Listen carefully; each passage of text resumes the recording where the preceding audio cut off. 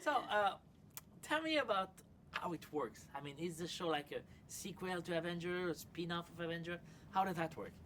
It's, yeah, it's just all set, you know, in that Marvel universe, you know. So it's kind of like a sort of, it's a fraction of all those superhero and Avengers stories. But the only, I suppose, the big difference with this one is that you know, the main characters, the focal points, is that the main characters don't have superhero abilities or supernatural powers.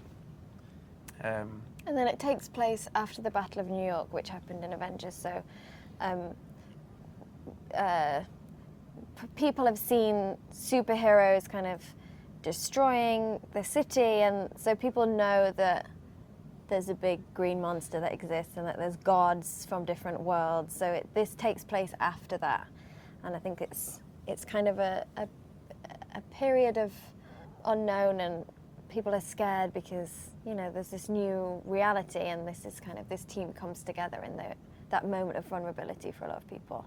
The thing is that we would imagine that it would change like everything if we see that in real world. But from what we saw from the pilot, there's not a lot of changes. I mean, there was an event and then it went back to normal, and then you guys are supposed to shield people from superhero. Is that the plan of the show? Is that the goal of explaining this new kind of reality?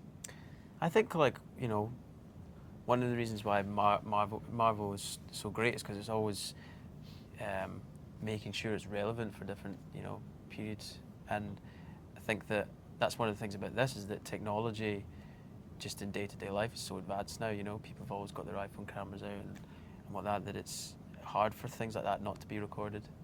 So I think that's a big part of S.H.I.E.L.D's problem, is trying to, you know, keep the unknown, and it's becoming a much harder thing to do now because people are much more aware. The consciousness of those kind of things is in the Marvel universe. People are much more aware of it.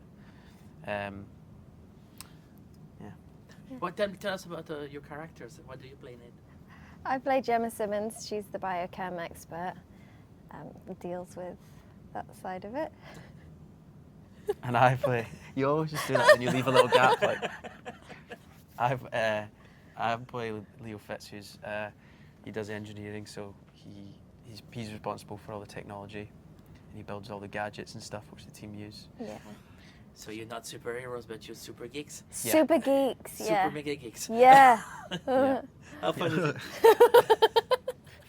Just to reaffirm. How fun is it to be in the Marvel universe? How fun is it to enter that? So fun. It's crazy fun. And we feel very secure because the people that work on the show, Joss, Jed, Jeff, Marissa, Jeff, are so, they love Marvel and they love the whole universe, and it's just in their bones, and so they treat it with care and respect, and also kind of are very creative with it and fun. So for us to step into that already kind of structured environment is really great because there's a safety there, and then when you feel safe as an actor, you can play and have fun and, you know, create. So what is Joss Whedon implication in the show? Is it really involved? Is it on a day-to-day basis, or did you see him at all? Yeah, he was very involved in the pilot, always on set. He directed the pilot and obviously wrote it with Jeff and Marissa. So, yeah, very involved. And now it's definitely still a Joss Whedon show, and he's very deeply involved. But on the day-to-day things, it's Jeff Bell, Jeff Loeb, Jed Whedon, and Marissa Tancherone kind of heading the ship. What do you think would be the reaction of Marvel's fans, the one that love the movies and the comics and everybody?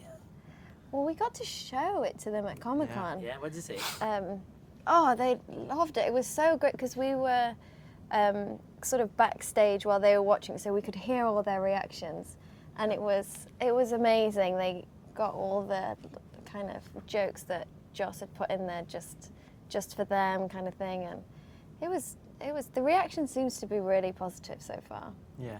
Yeah, you're probably here for the long haul. Merci beaucoup. So